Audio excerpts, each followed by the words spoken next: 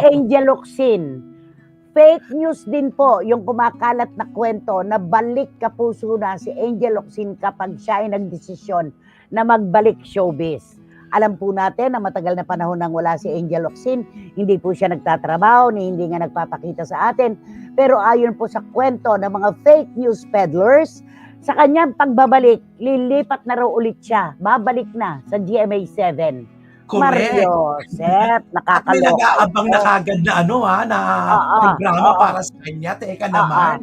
Talaga hinabi na ang magiging titulo. Alam niyo po, nung mawalan po ng prangkisa ang ABS-CBN, isa po si Angel Locsin sa talagang naging very vocal sa kanyang pagsasabi ng kanyang emosyon at pasasalamat at malasakit sa istasyon.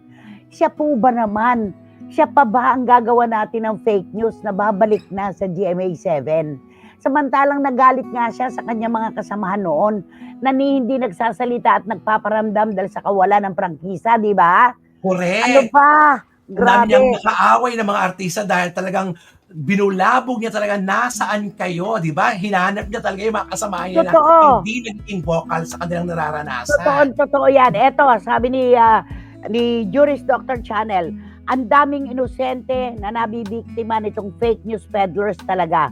Hindi na nakonsensya na pinagkakakitaan pa nila ito.